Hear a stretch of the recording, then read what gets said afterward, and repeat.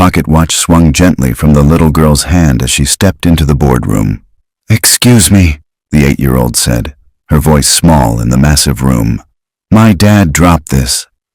15 executives sat frozen around the conference table, staring at the child who just interrupted their quarterly meeting. At the head of the table, Elena Wright opened her mouth to call security. Then she saw the watch. Her entire body went rigid. Silver, antique, chain tarnished with age. Even from across the room she could see the distinctive engraving on the case. Number. That wasn't possible. "Where?" Elena's voice came out strangled. She stood, her hands gripping the edge of the table. "Where did you get that?" The little girl blinked, confused. "It's my dad's." "He left it in the break room. I'm trying to find him." Elena walked toward her, each step feeling like moving through water. The room had gone completely silent. Martin Cross, the COO sitting to her right, leaned forward in his chair. "Elena, what's wrong?" She didn't answer. She couldn't, because she was staring at something that should be at the bottom of the Atlantic Ocean. "Can I see that?" Elena's hand trembled as she reached for the watch. The girl hesitated, pulling it back slightly. "It's my dad's. I need to give it back to him." "I know, I need to see it. Please." Something in Elena's voice, the desperation, the shock, made the girl slowly extend her small hand. Elena took the watch. The metal was cold against her palm, worn smooth by decades of handling. She turned it over. The engraving was still there. W. "Time is the only currency that matters." Her father's initials. His favorite saying. The words he'd had engraved on this watch 30 years ago. Thomas Wright's watch. The watch he wore every single day. The watch he was wearing when his boat exploded 8 years ago, 40 miles off the coast of Maine. The watch that was supposed to be at the bottom of the ocean with his body. "This isn't possible," Elena whispered. "Elena!" Martin's voice was sharp now. "What's going on?" She looked up at him, then back at the little girl. "Who's your father?" "What's his name?" "Jason Reed. He's the janitor." Elena had never heard that name in her life. "How long has he had this watch?" The girl shrugged. "Since I was born, I think." "He's always had it." 8 years. The girl looked about 8 years old. The same amount of time her father had been dead. Elena's mind was spinning. The police report said her father's boat exploded due to an engine malfunction. They found debris, his blood, but never his body. They declared him dead after 6 months of searching. She'd buried an empty casket. And this watch, the one item her father never removed. The one she'd specifically asked the police about. They told her it was lost in the explosion. But here it was, in a janitor's possession. A janitor who worked in her building, who'd had it for 8 years. "Get him!" Elena's voice cut through the stunned silence. "Get the janitor up here, now!" "Elena, let's not overreact," Martin started. "I said get him!" Her shout made everyone jump. She looked back at the watch in her hand, at her father's engraving, at the worn silver that he'd touched every day of his life. If this watch was here, if this man had it. "How did your father get this watch?" Elena asked the girl, kneeling down to her eye level. "I don't know. He found it, I think. He never really talks about it." "Found it? Where? How?" Elena stood, still clutching the watch. Her heart was pounding. 8 years of grief, of accepting her father's death, of taking over his company and trying to honor his legacy. All of it was suddenly cracking open. Because if a janitor somehow had her father's watch, a watch that should be at the bottom of the ocean, then someone had been lying to her.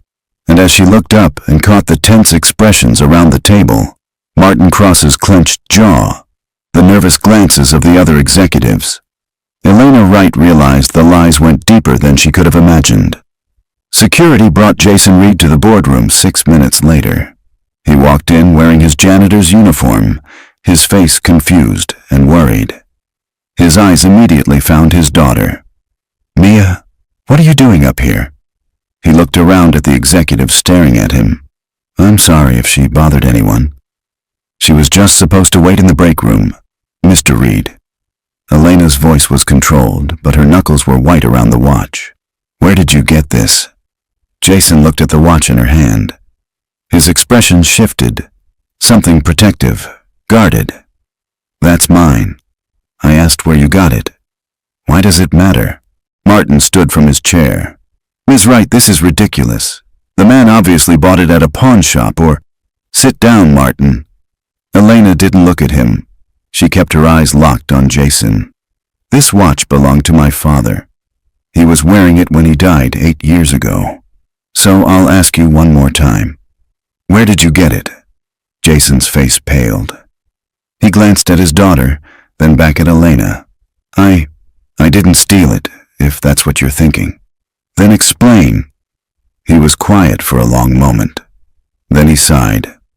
8 years ago, I was working at a warehouse in New Hampshire, Manchester. I was on the night shift, loading trucks. It was around 2 in the morning when I heard something outside. Went to check and found a man collapsed in the alley behind the building. Elena's breath caught. He was in bad shape, Jason continued. Beaten up, blood everywhere, cuts on his face, his hands. He was barely conscious. I called 911, stayed with him until the ambulance came. He kept trying to say something, but I couldn't understand him. His face was swollen, and he seemed confused, disoriented. What happened to him? Elena's voice was barely a whisper. They took him to Manchester General. I visited him the next day because, I don't know, I felt responsible, like I needed to make sure he was okay. He was alive, but the doctors said he had severe head trauma. They ran tests, scans, everything. He couldn't remember anything. Not his name, where he was from, nothing. Total amnesia. The room was completely silent. Every executive was leaning forward now, listening. The hospital kept him for 3 weeks, Jason said. They ran his fingerprints through every database they could access. They put out missing person reports across 6 states. They had social workers try to jog his memory with photographs, common names, anything. Nobody claimed him. Nobody came looking. It was like he didn't exist. Elena felt tears burning in her eyes. What did they do with him? Eventually, they had to transfer him to a state care facility because they couldn't keep him indefinitely. Medicare wouldn't cover long-term care for someone with no identity, no insurance. He was moved to some facility in New Hampshire after about a month. Which facility? Elena's heart was pounding so hard, she could barely hear her own voice. I don't remember the exact name. It was somewhere outside Manchester. They moved him there, and I lost track of him after that. I tried to visit once, but they wouldn't tell me anything because I wasn't family. And the watch. Jason looked down. Before they transferred him, the hospital gave me his personal effects. Just the clothes he was wearing and that watch. They said if nobody claimed him after 6 months, everything would be discarded or donated. I kept the watch because it seemed important. It was engraved, clearly meant something to someone. I thought maybe someday he'd remember who he was, and I could return it to him. He looked up at Elena. I never knew who he was. I swear. Martin laughed, but it sounded forced. This is absurd. Elena, you can't possibly believe. What did he look like? Elena interrupted, still staring at Jason. The man. What did he look like? Jason thought for a moment. Tall, maybe 6'1" or 2. Gray hair, but not completely gray. Still some brown mixed in. He looked like he was in his 50s. Well built, like he worked out or stayed active. And he had a scar on his left hand, right here. He pointed to the space between his thumb and index finger. Elena's legs nearly gave out. She grabbed the back of a chair to steady herself. Her father had that exact scar. He'd gotten it when she was 12, cutting himself while fixing a boat motor at their summer house. She'd held his hand while her mother bandaged it. You're describing Thomas Wright, she said, her voice breaking. I don't know who that is. My father, the founder of this company. He supposedly died in a boating accident 8 years ago. Her voice cracked. Off the coast of Maine. They said the boat exploded. They never found his body. Jason's eyes widened. I had no idea. I swear to God, I had no idea who he was. Martin stood again, his face red. This is insane. You're telling me Thomas Wright survived a boat explosion, somehow ended up in a warehouse alley in New Hampshire, hundreds of miles away, got amnesia, and has been sitting in some care facility for 8 years? That's impossible. Is it? Elena turned to face him. They never found his body, Martin. You were there. You remember. The Coast Guard searched for 3 weeks. They found debris from the boat. They found blood, but no body. They only declared him dead because the evidence suggested nobody could have survived. The explosion. What if there was no explosion? Elena's voice rose. What if someone made it look like an accident? What if someone wanted everyone to think he was dead? The room erupted in shocked murmurs. Martin's face went from red to white in seconds. Elena, that's a serious accusation with absolutely no basis in... Mr. Reed. Elena turned back to Jason, ignoring Martin completely. I need you to remember. Which hospital exactly? Which facility? I need names, addresses, anything you can give me. Jason looked overwhelmed. Manchester General Hospital. I remember that for sure. The facility. God, it's been 8 years. Elena turned to her assistant, who had been standing frozen by the door, already typing furiously on her laptop. Mr. Reed's description is correct, the assistant said, her voice quiet but firm. Based on Manchester General admissions from that time frame, there is only one state-funded long-term facility in the area that accepts unidentified patients. Which one? Elena demanded. Cedar Brook State Care Facility. Elena looked back at Martin, who now looked pale. Elena, you must listen to reason. Martin pleaded, his voice losing its edge. The chances of this being Thomas are astronomical. Think of the scandal this will cause if you are wrong. I'm not wrong, Elena said. I need to make some calls. I need to make some calls, Elena said. She looked at her assistant, who'd been standing frozen by the door. Clear the room. Everyone out except Mr. Reed. Martin, you stay. The executives filed out quickly, whispering to each other. Jason picked up Mia and held her close. Not you, Mr. Reed, Elena said. I need you to stay. Please. Once the room was empty except for the 4 of them, Elena, Martin, Jason holding Mia. Elena pulled out her phone. Her hands were shaking as she dialed. Detective Morris? This is Elena Wright, Thomas Wright's daughter. Yes, I know it's been 8 years. I need you to reopen my father's case. Martin's jaw tightened. I have new information. Significant information. She looked directly at Martin as she spoke. I have a witness who saw my father alive after the supposed accident. I need you to check a facility called Cedar Brook State Care in New Hampshire for a John Doe admitted 8 years ago with amnesia. She listened for a moment. I understand it sounds unusual, but I'm holding my father's engraved pocket watch right now, and the man who has it just told me exactly how he found my father beaten and left for dead. Please, just check. She hung up and looked at Martin. You're unusually quiet. What do you want me to say, Elena? This is madness. You're chasing a fantasy because some janitor has a watch that looks like your father's. Doesn't just look like it, it is his. She held it up. Look at the engraving. My father had this made when I was born. Time is the only currency that matters. He said it every time someone told him he worked too much. This is his watch, Martin. And Mr. Reed's description matches my father exactly, down to the scar he got when I was 12. Coincidence? You don't believe in coincidences? You taught me that when you were training me to run this company. Martin's expression hardened. What I believe is that you're not thinking clearly. Your father's death was investigated thoroughly. The Coast Guard, the police, the insurance company, everyone agreed it was an accident. You need to accept that and move on. Why are you so determined to shut this down? Elena stepped closer to him. Why aren't you even curious? If there's even the slightest chance my father is alive. There isn't. The finality in his voice made her stop. She studied his face, seeing him clearly for the first time in years. Martin Cross had been her father's right hand since the company started. When her father died, Martin stepped up, helped her run the company, guided her through the impossible grief. She'd trusted him completely.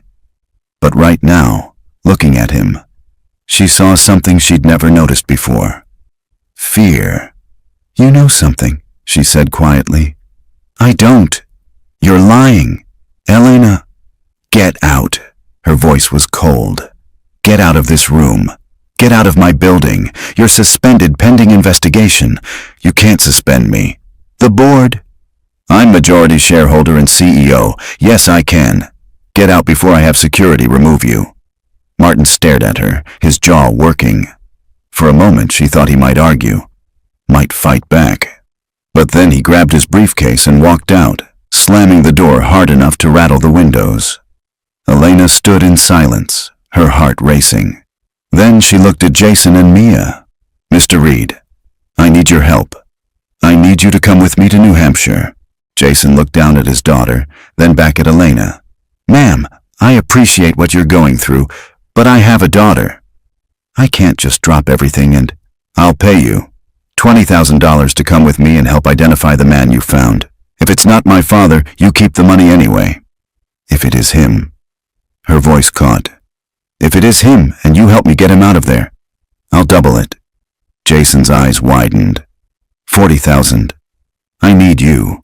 You're the only person who's seen him, the only one who knows what happened that night. And if my father really is alive, if he's been in some facility for 8 years with no memory, thinking nobody cares about him." Tears spilled down her cheeks. "Please, I have to find him." Jason looked at his daughter. Mia tugged on his sleeve.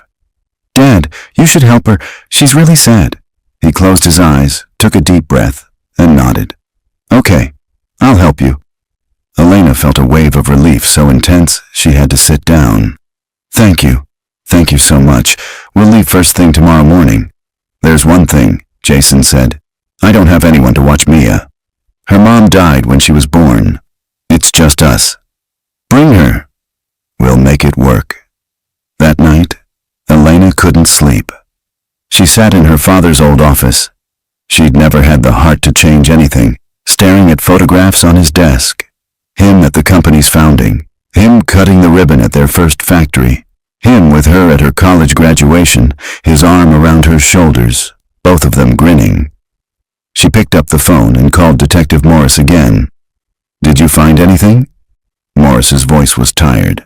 "I contacted Manchester General. They have records of a John Doe matching your description admitted August 22nd, 8 years ago. But Elena, that doesn't mean—" "What about Cedarbrook?" "I called them. They won't release patient information over the phone, even to police, without a warrant. Medical privacy laws. But they did confirm they have several long-term residents who've been there for 8 years or more." "Can you get a warrant?" "Based on what? A watch and an 8-year-old hospital record? No judge is going to—" "What if I can prove it's him? What if I go there, see him, and it's really my father? Then we'll need DNA confirmation, dental records, the works." "But Elena—" Morris paused. "Even if this man is Thomas, even if he's alive, we'll need to investigate what happened. If someone really did attack him and stage his death, that's attempted murder. Conspiracy." "This gets complicated fast." "I don't care about complicated. I care about finding my father."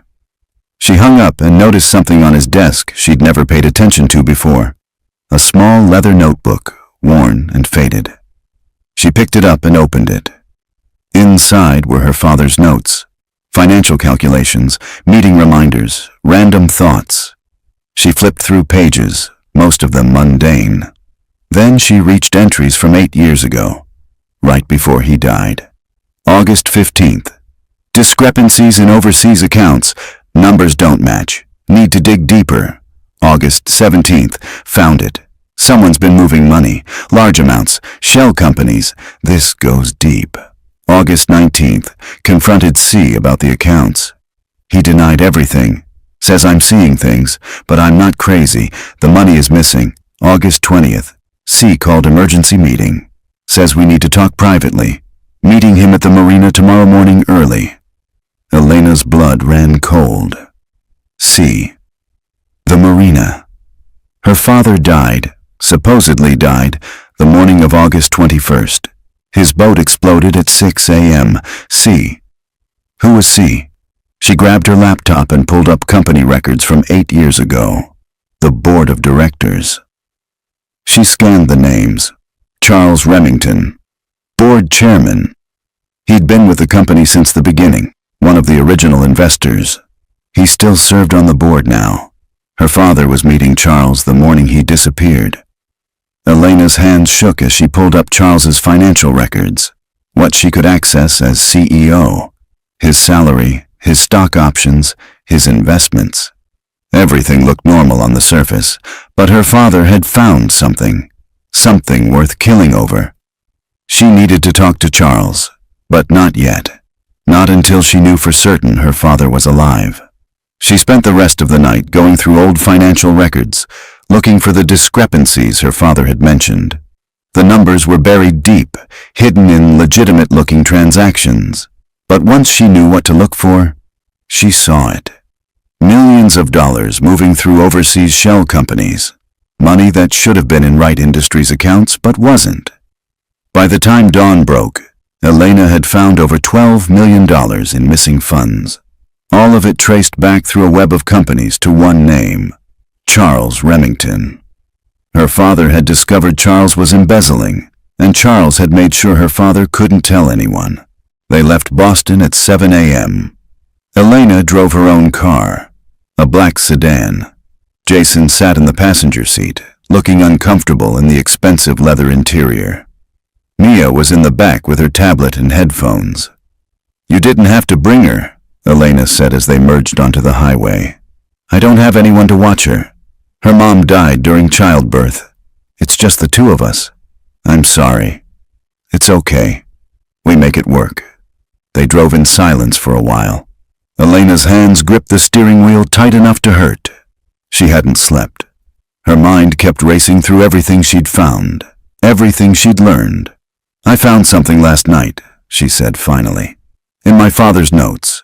He was investigating financial fraud at the company before he disappeared. He'd found evidence someone was embezzling millions." Jason glanced at her.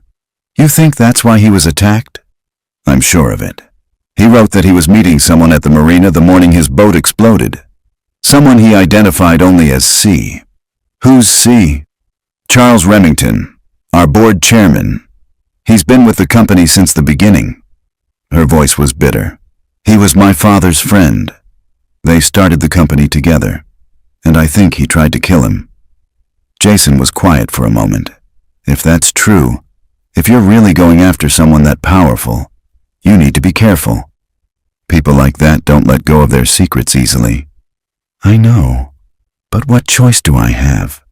My father is out there somewhere, alive, and he's been abandoned for 8 years. I can't just let this go." "I'm not saying you should. I'm just saying watch your back." They reached Manchester by mid-morning. The city looked different in daylight. Industrial, struggling. A manufacturing town trying to reinvent itself. Elena pulled into the parking lot of Manchester General Hospital. "Why are we stopping here?" Jason asked. "I want to see the records myself." "Talk to whoever treated him." The records department was in the basement. A woman named Patricia sat behind a desk covered in folders and coffee stains.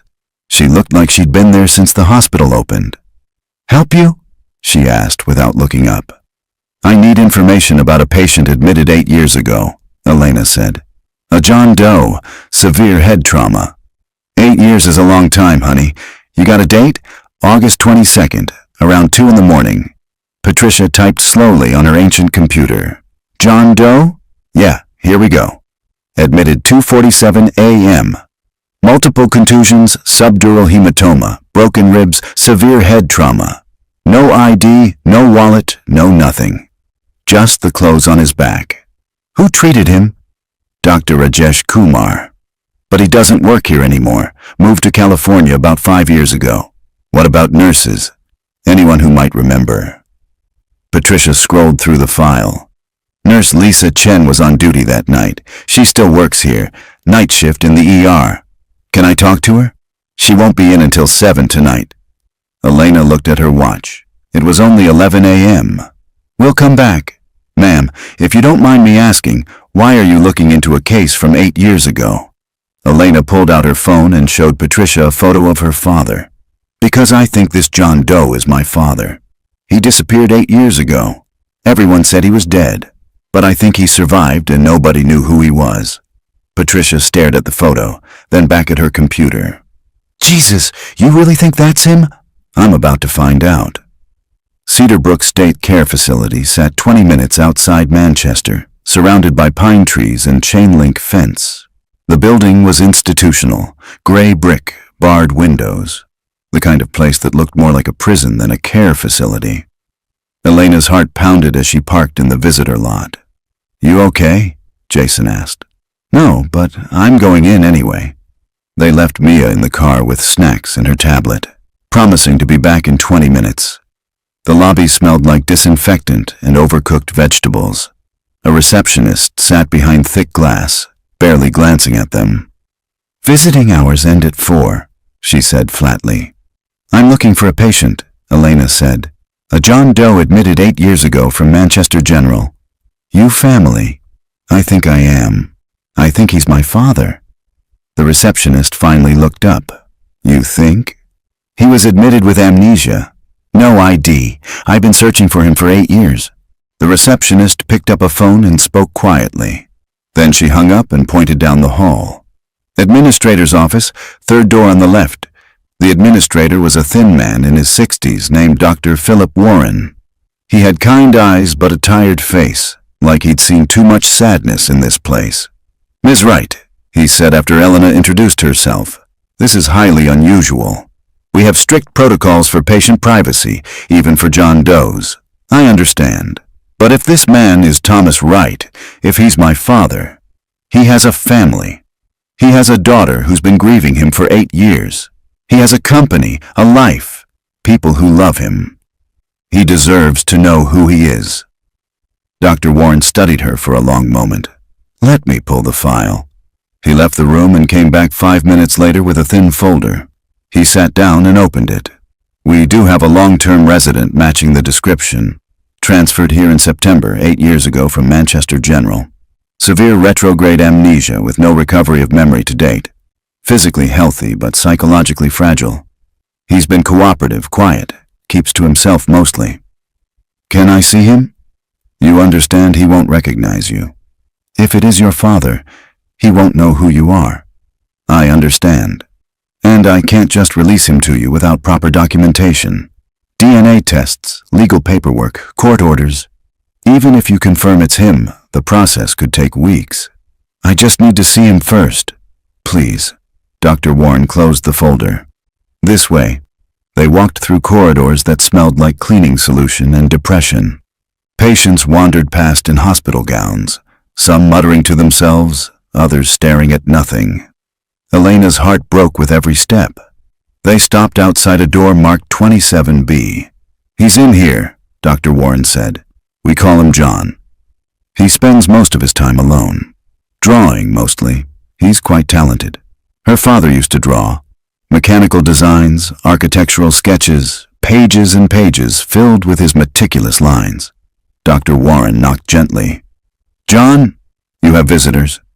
He opened the door. The room was small. A bed with a thin blanket, a metal dresser, a single chair by the window.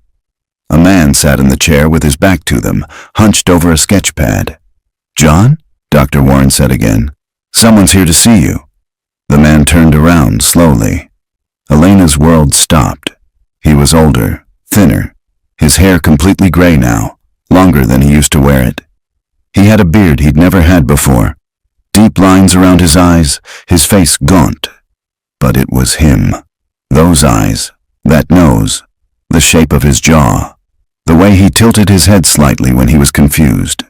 It was her father. Dad?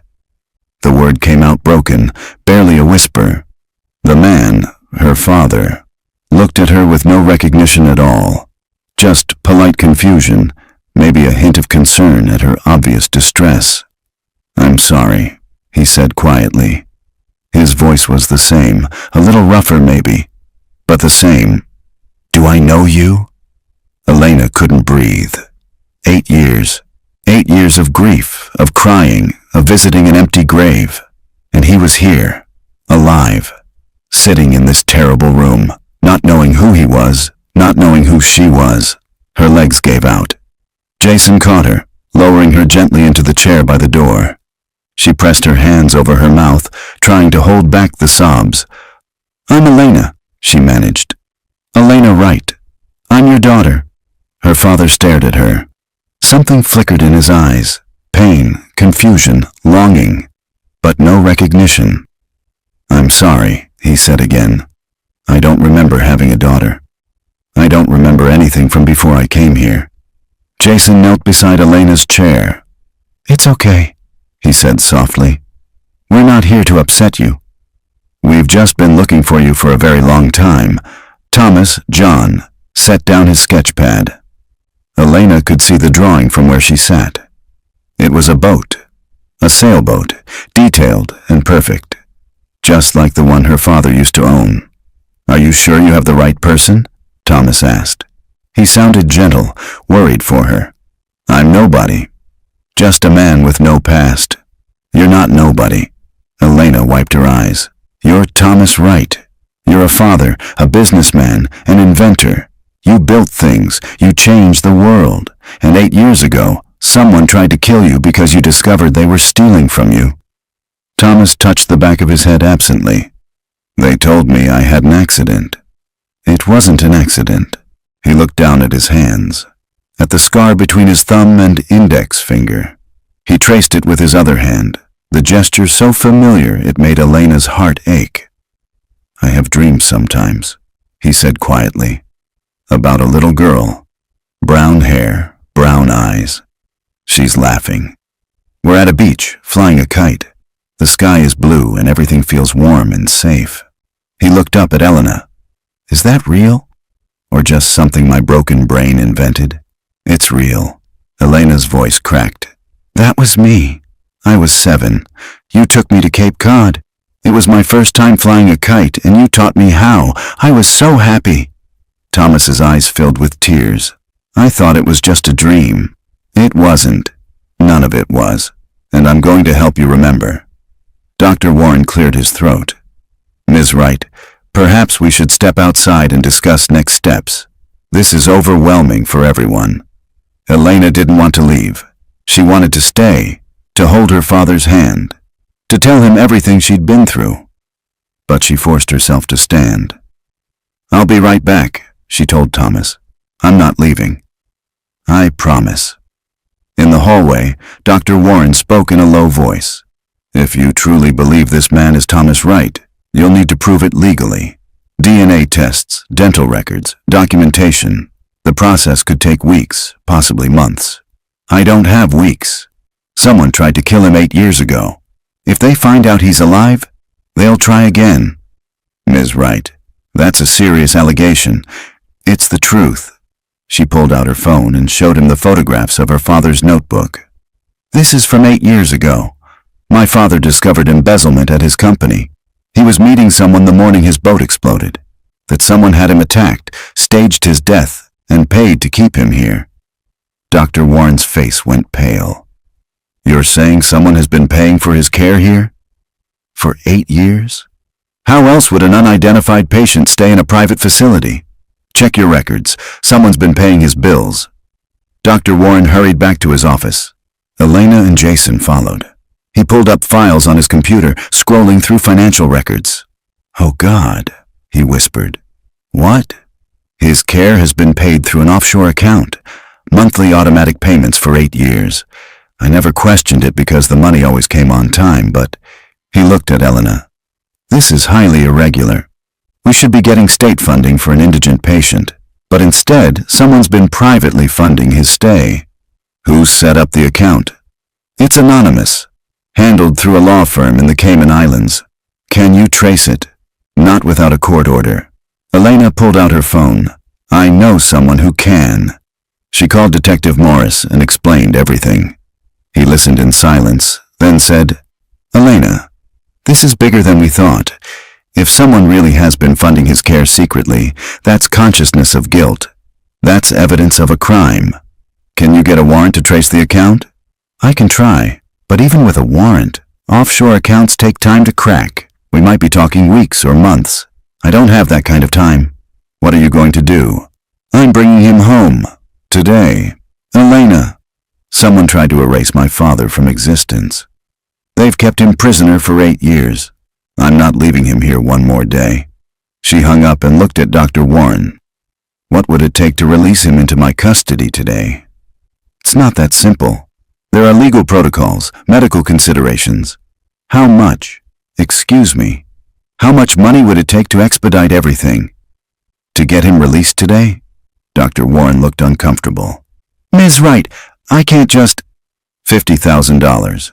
A donation to this facility. Plus, I'll have my lawyers handle all the paperwork, liability waivers, everything. I'll take full responsibility for his care, but I need him out of here today. Dr. Warren stared at her.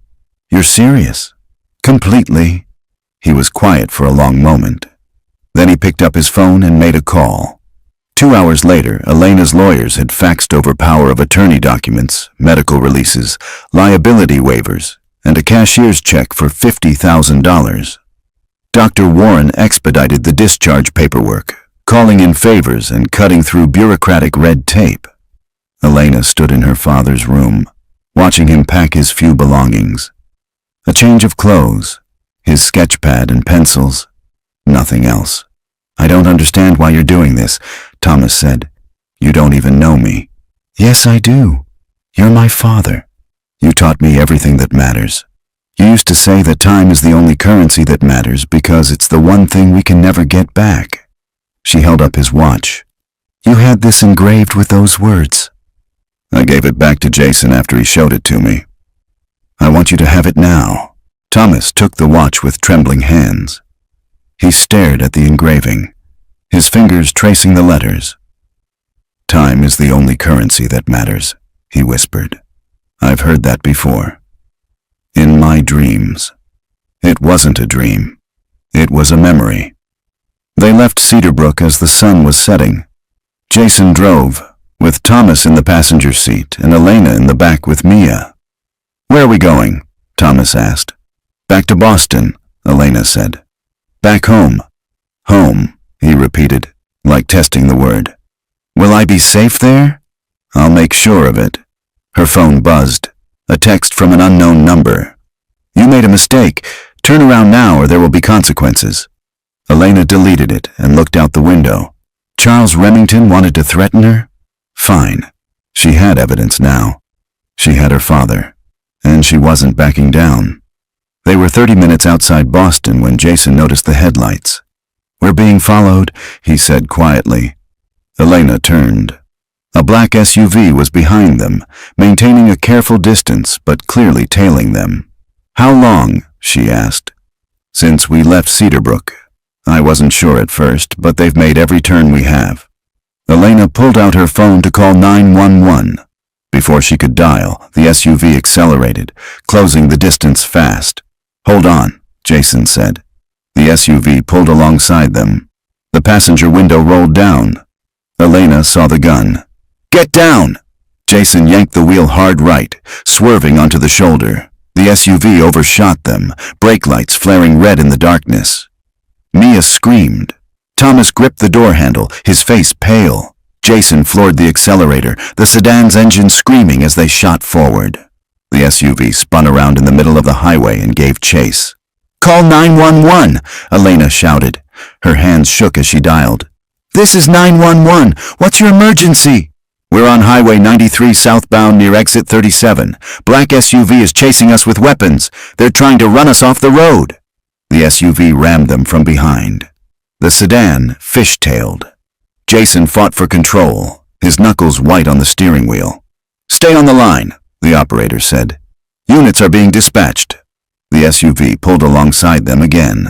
Elena could see 2 figures inside, both wearing dark clothes, both armed. Exit ahead, Jason shouted. Hold on. He cut across 2 lanes at the last second, taking the exit ramp at 70 miles an hour. The sedan's tires screamed. They slid sideways, Jason fighting the wheel, barely maintaining control. The SUV tried to follow but missed the turn, sliding past on the highway. By the time it recovered and found the exit, Jason had disappeared into surface streets, weaving through a residential neighborhood. He pulled into a parking garage 3 blocks away, found a dark corner on the 3rd level, and killed the lights and engine. They sat in silence, breathing hard. Mia was crying quietly. Elena held her, whispering that everything was okay. Thomas stared straight ahead, his hands trembling. "Who were those people?" "People who want you dead," Elena said grimly. "The same people who tried to kill you 8 years ago." "Why? What did I do?" "You found out someone was stealing from your company, and they made sure you couldn't tell anyone." Sirens wailed in the distance. Jason pulled out his phone. "Police are setting up roadblocks. They're looking for the SUV." Elena watched him, her heart still pounding. "How did you do that?" she asked, her voice shaking. "That driving, you weren't just reacting, you were maneuvering." Jason let out a long breath, his eyes still scanning the garage entrance. "Before Mia was born, before this job, I was in the military. Security details. Drove convoys in much worse places than this." Elena stared at him, seeing him in a completely new light. Not just a kind man, but a protector. Elena's phone rang. She looked at the screen. "Martin Cross," she answered on speaker. "What?" "Elena, thank God. Are you all right? I heard there was an incident on the highway." "How did you hear that?" "The police scanner. I've been monitoring it since you left. I was worried about you. Someone just tried to kill us, Martin." "Someone in a black SUV with guns." "My God, where are you? Are you safe?" There was genuine panic in his voice, genuine fear. Elena had been so sure Martin was involved, but now she wasn't certain. "Who knew we were going to New Hampshire?" she asked. "I don't know. You, me, the security team who saw you leave?" "Charles Remington." "Did you tell Charles?" Silence on the other end. "Martin, did you tell Charles?" "He called me after you left. He was looking for you. He said there was an urgent board matter that needed your signature. I told him you'd taken a personal day and gone to New Hampshire." Elena closed her eyes. "Did you tell him why?" "No, I just said it was personal." "Why?" "Elena, what's going on?" "Charles Remington is behind everything. He was embezzling from the company. My father found out and Charles had him attacked. He staged the boat explosion, paid to keep my father in a care facility with amnesia, and now he's trying to finish what he started 8 years ago." "That's insane. Charles has been with the company since the beginning. He's a friend." "He's a murderer, and he just tried to kill all of us." She hung up and looked at Jason. "We need somewhere safe. Somewhere Charles doesn't know about." "The Cape Cod house," Thomas said suddenly. Everyone turned to look at him. "I remember it," he said, his voice distant. "A gray house with white shutters. A deck overlooking the ocean. I built it. I built it myself. Years ago." Elena felt tears in her eyes. "You remember the beach house?" "I remember working on it. The smell of sawdust. The sound of waves. I don't remember why it was important, but I know it's safe. I know we'd be safe there." "That's where we're going," Elena said. "Jason, can you drive?" "Yes." They stayed in the parking garage for another 20 minutes, making sure the SUV hadn't found them. Then Jason carefully navigated out through side streets, avoiding major highways until they were clear of the city. The drive to Cape Cod took 2 hours. Elena spent the time on her phone, coordinating with Detective Morris, her lawyers, and her head of security. She wanted security teams at the beach house immediately. She wanted every piece of evidence about Charles Remington compiled and ready to present to the police. And she wanted answers. "Detective Morris," she said on one call, "have you traced the offshore account yet?" "Working on it, but Elena, I need you to know, Charles Remington is a very powerful man. He has connections, lawyers, resources. Even with evidence, going after him won't be easy. I don't care about easy. I care about justice." When they finally reached the beach house, it was past midnight. The house looked exactly as Elena remembered, weathered gray shingles, white shutters that needed painting, a deck that wrapped around the front facing the ocean. Thomas stood in the driveway, staring at the house. In the moonlight, Elena could see tears on his face. "I built this," he whispered. "I remember. I designed it. Every room, every window. This was—" He closed his eyes. This was going to be our family's place. Somewhere safe. Somewhere peaceful. "It still is," Elena said, taking his hand. They went inside. The house was dusty from 8 years of minimal use, but it still felt like home. Elena had kept it after her father died, unable to let it go. Now she understood why. Some part of her had always known he might come back. While Jason got Mia settled in one of the bedrooms, Elena led her father to the study. On the wall hung a painting of a lighthouse. "There's something behind this," she said. "Isn't there?" Thomas stepped forward. His hand moved almost automatically, lifting the painting off the wall. Behind it was a safe with a combination lock. "Do you remember the combination?" Thomas's fingers moved to the dial. They hesitated for a moment, then spun. 7, 23, 95. The safe clicked open. Inside was a blue folder, thick with documents. Elena pulled it out with trembling hands. She opened it and saw bank statements, wire transfer records, and handwritten notes in her father's careful script, all documenting Charles Remington's embezzlement. Over $15 million stolen from Wright Industries over 6 years. "This is it," she whispered. "This proves everything." Her phone rang. Detective Morris. "Elena, we've been trying to locate Charles Remington. He's not at his home or office. His personal cell is off. We think he's running. Send units to the airport, private terminals. He'll try to leave the country." "Already done." "But, Elena, there's something else. We traced the offshore account funding your father's care at Cedarbrook. It took some doing, but we cracked it.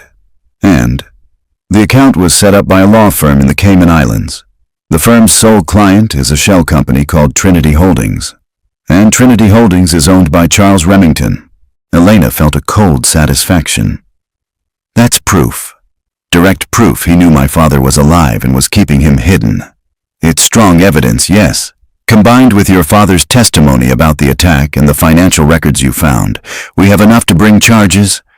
I've briefed the DA. They're preparing an arrest warrant now." "How long?" "A few hours. We'll have him by morning." Elena hung up and looked at her father. He was staring at the documents, his face pale. "I remember now," he said quietly. "Not everything, but enough. Charles was stealing from the company. I confronted him. He denied it, said I was paranoid, overworked. He convinced me to meet him at the marina to talk privately. He said he could explain everything." "What happened at the marina?" "I went to my boat to wait for him. He showed up with 2 men I'd never seen before. They attacked me, beat me. I tried to fight back, but there were 3 of them." He touched the back of his head. "One of them hit me with something, a pipe or a bat. Everything went fuzzy after that. I remember them dragging me off the boat. I remember the explosion. They must have set it after. Then nothing. Just darkness. They left you for dead. But I didn't die. Jason found me. He saved my life." Elena looked through the study doorway to where Jason was sitting on the couch, watching over Mia, who'd fallen asleep. He'd risked everything to help them. A stranger who'd kept a promise to return a watch. "Come on," she said to her father. "You should rest." "We all should. Tomorrow we finish this." But as she said it, she heard a sound outside. Car engines, multiple vehicles. Jason heard it too. He was up in an instant, moving to the window. "Elena, we've got company." She joined him and looked out. 3 black SUVs surrounded the house, their headlights cutting through the darkness. Men in suits climbed out, and in the center stood Charles Remington. He walked calmly up to the front door and knocked. Elena's hand went to her phone, but Charles called out, "I wouldn't call the police just yet, Elena. I think we should talk first. I have nothing to say to you. I think you do. You have something that belongs to me. A blue folder. And I have information about what really happened 8 years ago. Information you'll want to hear." Elena looked at her father, then at Jason. They were outnumbered and trapped. But if she could keep Charles talking, the police might have time to get here. She opened the door, keeping the chain lock engaged. "You have 2 minutes." Charles smiled, but there was no warmth in it. "May I come in? It's cold out here." "Talk from there." "Very well." He looked past her into the house. "Hello, Thomas." "It's been a long time."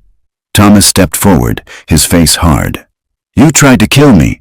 I did what I had to do. You were going to destroy everything we built, everything I built.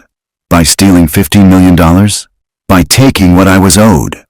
Charles's composure cracked. "I put 30 years into that company, 30 years while Thomas Wright got all the credit, all the glory. I was just the money man, the boring board chairman. Nobody wrote articles about me. Nobody put my face on magazine covers." "So you stole from him," Elena said. "And when he found out, you had him murdered." "I didn't want him dead. I just wanted him quiet, out of the way. The boat explosion was supposed to kill him quickly, but the idiot contractors I hired botched it. They beat him instead of making it clean. Then they panicked and staged the explosion anyway.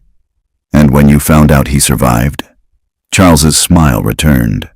"I made sure he stayed hidden. Paid for the best care money could buy. He was comfortable, safe, out of the way. I thought it was a win-win. He got to live, I got to run the company. You kept him prisoner for 8 years. I kept a secret. There's a difference." Elena felt rage boiling inside her. "You destroyed his life. You made his daughter think he was dead. You stole his company. I saved his company. Under my guidance, Wright Industries tripled in value. I made you a billionaire, Elena. You should be thanking me. The police are on their way. They have the evidence. They know about the offshore accounts, the payments to Cedarbrook, everything." Charles's expression darkened. "Which is why we need to make a deal." "No deals. You don't want to hear my offer? There's nothing you could possibly. I'll give you $50 million right now. Transfer it to any account you want. In exchange, you destroy that folder and tell the police this was all a misunderstanding. Your father had a breakdown, wandered off, ended up in a care facility. The embezzlement was a simple accounting error that I'll pay back in full. Everyone wins." Elena stared at him in disbelief. "You think I'd take your blood money?" "I think you're smart enough to realize that fighting me will destroy your company. The scandal alone will crash the stock. Shareholders will sue. Employees will lose their jobs. Everything your father built will collapse." He leaned closer. "Or you take my money, keep quiet, and everyone lives happily ever after. Accept the truth. The truth is overrated. Ask your father. He spent 8 years with no truth at all, and he survived just fine." Thomas stepped up beside Elena. "I survived, but I didn't live. You took 8 years from me. 8 years I'll never get back. You took my daughter's father. You took everything. And I'm offering to pay for it. $50 million. Final offer." "No," Elena said. "You're going to prison." Charles's face hardened. "I was hoping you'd be reasonable." He stepped back and gestured to his men. They started moving toward the house. "Jason!" Elena shouted. "Get Mia upstairs!" Jason was already moving, scooping up the sleeping girl and running for the stairs. Elena slammed the door and locked it. "Back door," her father said. "There's a back door to the beach." They ran through the house. Behind them, glass shattered as Charles's men broke through the front door. Elena grabbed the blue folder in her father's hand, pulling him through the kitchen. The back door opened onto the deck. Beyond it, a wooden staircase led down to the beach. They ran, their feet pounding on the weathered planks. Behind them, men shouted. Footsteps thundered through the house. They hit the beach, sand sliding under their feet. The ocean roared ahead, dark and endless. "Where do we go?" Thomas asked. "There." Elena pointed to the north. "The lighthouse. It's a mile up the beach. There's a keeper's cottage with a phone." They ran along the shoreline, the sand making every step exhausting. Elena could hear the men behind them, gaining ground. A gunshot cracked the night. Sand exploded 3 feet to Elena's left. Don't shoot them, Charles's voice carried over the wind. I need that folder. They kept running. Elena's lungs burned. Her father was struggling. 8 years of sedentary life in a care facility catching up with him. She grabbed his arm, pulling him forward. Ahead, the lighthouse beacon swept across the water, a promise of safety. But they weren't going to make it. The men were too close, too fast. Elena could hear their breathing, their footsteps pounding the sand. Then, from behind them, sirens wailed. Red and blue lights flooded the beach. Police cars screeched to a stop by the house. Officers poured out, weapons drawn. This is the Boston police. Drop your weapons. Charles's men hesitated, looking back. The distraction was all they needed. Keep going, Elena shouted. They reached the lighthouse as the police swarmed the beach. Elena pounded on the keeper's cottage door. An elderly man answered, shocked by the chaos. Call 911, Elena gasped. Tell them we need backup at the Cape Cod lighthouse. The man ran for his phone.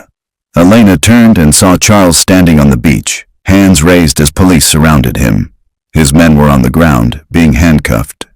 Detective Morris walked over to Charles, pulled out handcuffs, and began reading him his rights. Charles Remington, you're under arrest for attempted murder, embezzlement, fraud, and kidnapping. Charles's face was a mask of rage. He looked at Elena standing by the lighthouse, the blue folder still clutched in her hand. You just destroyed Wright Industries, he shouted. Everything your father built. No, Elena called back. I saved it. 2 hours later, they were sitting in the keeper's cottage, wrapped in blankets. Mia was asleep on a couch, Jason beside her. Thomas sat by the window, watching the ocean. Detective Morris sat across from Elena, reviewing the contents of the blue folder. This is solid evidence, he said. Combined with your father's testimony and the financial trail we've uncovered, Charles is looking at 25 to 30 years minimum.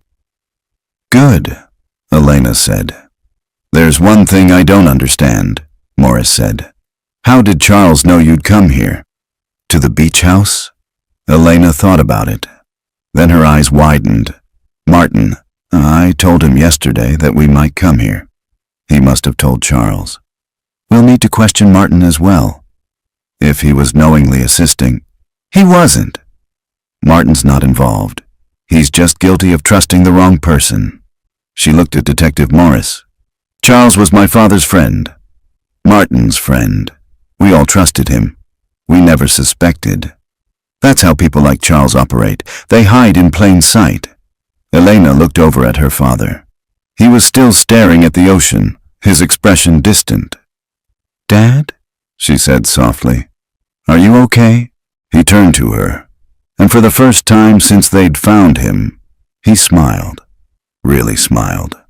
I was just thinking about that kite. At Cape Cod. You were 7. You couldn't get it off the ground, and you were so frustrated. I told you that flying takes patience, that you can't force it. You have to wait for the wind. I remember.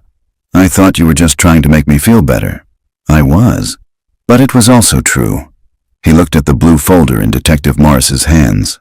I waited 8 years for the wind to change, for someone to find me. I never gave up hope that someone would remember me. Elena moved to sit beside him. I never forgot you. Not for one day. He took her hand. I'm starting to remember more. Small things. Your mother's laugh. The way you used to fall asleep reading in your room. The first time we launched a boat I'd built. He squeezed her hand. It's coming back. Slowly. But it's coming back. Jason stood and walked over to them. Mr. Wright, I'm glad you're okay. And I'm sorry I couldn't do more 8 years ago. You saved my life, Thomas said. You called for help. You kept my watch, and you helped my daughter find me. I'd say that's more than enough.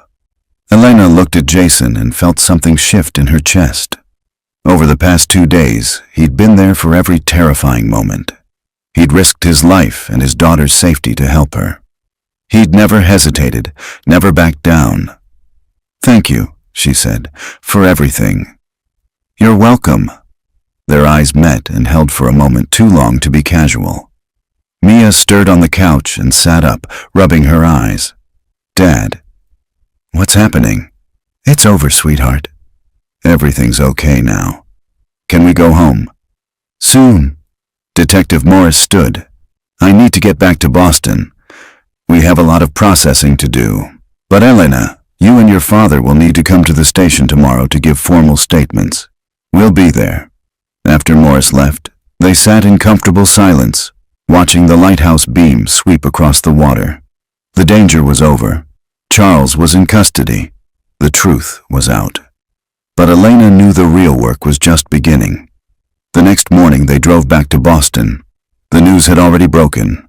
Charles Remington arrested. Thomas Wright found alive after 8 years. The media was in a frenzy. Elena's phone wouldn't stop ringing. Board members, investors, reporters, all demanding answers. She turned it off and focused on what mattered. Her father was alive. That was all that mattered. At Wright Industries headquarters, Elena called an emergency board meeting. With Charles gone, they needed to elect a new chairman and address the embezzlement scandal. She stood at the head of the conference table, her father beside her. The board members stared in shock. Thomas Wright, presumed dead for 8 years, standing before them like a ghost. I know you have questions, Elena said, and I'll answer all of them. But first, I need you to know that Wright Industries will survive this.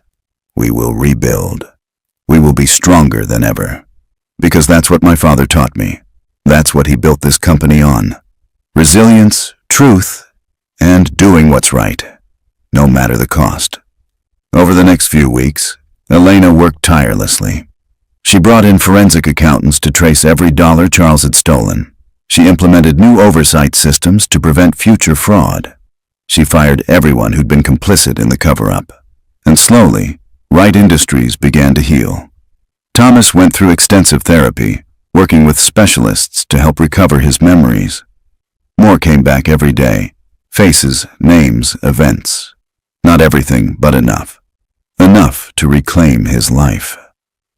Jason continued working at Wright Industries, but not as a janitor. Elena had been serious about her offer. After learning of his military security background and witnessing his capability firsthand during the chase, she offered him the position of head of security. He had proven himself loyal, brave, and exceptionally trustworthy. And as the weeks turned into months, something else developed between them. It started with coffee meetings to discuss security protocols, then dinners to review budget proposals, then walks through the city, talking about everything except work. One evening, 6 months after finding her father, Elena stood on the rooftop of Wright Industries with Jason, watching the sunset paint Boston in shades of orange and gold. How's your dad doing? Jason asked. Better. He remembered my birthday yesterday. Made me pancakes, just like he used to.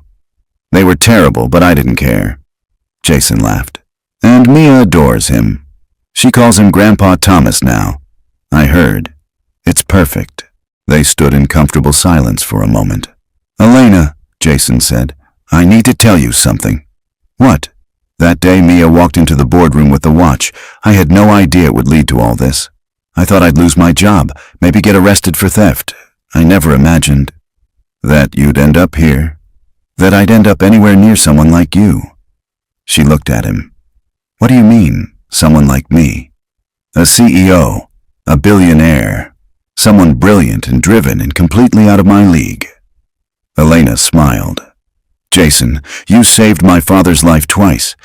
You risked everything to help me find the truth. You're exactly the kind of person I need in my life. As head of security, as more than that, if you want to be. He looked at her, hope dawning in his eyes. I'd like that, a lot. She kissed him as the sun disappeared behind the skyline, the city lights flickering to life around them. 3 months later, at Thomas Wright's official return celebration, Elena stood on a stage before hundreds of employees, investors, and media representatives. 8 years ago, this company lost its founder, she said. We thought we'd lost him forever. But the truth is, he never left us. His values, his vision, his commitment to doing what's right, those things lived on. And now, he's back to see everything we've built in his name. Thomas stepped onto the stage to thunderous applause. He was healthier now, stronger, more like the man he used to be. The beard was gone, his hair neatly trimmed. He wore a suit and the silver pocket watch on a chain in his vest pocket. "I don't remember everything," Thomas told the crowd. "Some of those 8 years are gone forever, but I remember what matters. I remember why I built this company, to create something meaningful, to help people, to make the world a little bit better." He looked at Elena. "My daughter kept that dream alive. She fought for the truth when it would have been easier to accept lies. She saved my life. And now, together, we're going to take Wright Industries into a future I'm proud of." The crowd erupted in applause. Later, at the reception, Elena found Jason standing on the balcony with Mia, who was eating cake and telling Thomas about her school play. "There you are," Elena said, slipping her arm through Jason's. "Your speech was perfect," he said. "I meant every word." They watched as Thomas knelt down to listen to Maya, his face patient and kind. He'd fully embraced his role as her adoptive grandfather, attending her school events and teaching her how to draw. "I can't believe it's only been 9 months since Mia walked into that boardroom," Jason said. 9 months since everything changed. Do you ever think about what would have happened if she hadn't found the watch? If I hadn't kept it all those years? I try not to. It's too terrifying to imagine. He pulled her closer. "I'm glad I kept it. I'm glad I helped that man in the alley 8 years ago, even though I had no idea who he was. Sometimes one small act of kindness can change everything." Elena looked at her father laughing with Mia, at the thriving company around them, at the man beside her who'd risked everything to help her find the truth. "You're right," she said. "Sometimes one small act changes everything, because that's what this story was really about. Not just corporate fraud or attempted murder or long-lost fathers. It was about the choices we make when no one's watching. About keeping promises, even when they seem pointless. About fighting for truth, even when lies are easier. It was about a janitor who helped a stranger in an alley and kept a watch for 8 years. About a little girl who walked into a boardroom to return what her father had dropped. About a daughter who refused to believe her father was gone. And about second chances. For everyone. Thomas Wright had lost 8 years of his life, but he'd gained something too. The knowledge that his daughter loved him enough to tear down an empire to find him. The joy of watching her fall in love with a good man. The pleasure of being a grandfather to a little girl who called him family. Time is the only currency that matters. He'd lost time, but he'd also been given it back in ways he never expected. And standing on that balcony, watching his daughter smile, Thomas Wright decided that maybe, just maybe, it had all been worth it. Not the pain, not the loss, not the 8 years in that terrible room, but the love that brought him home. That was worth everything. And just like that, another story is over. I always wonder where you all are and what you're doing when you listen to these. If you feel like sharing, drop a comment and let me know. Are you on a long drive, working on something, or just winding down for the night? It's nice to picture the story finding a home with you, wherever you are. If you'd like more stories like this one to keep you company on your journey, you know what to do.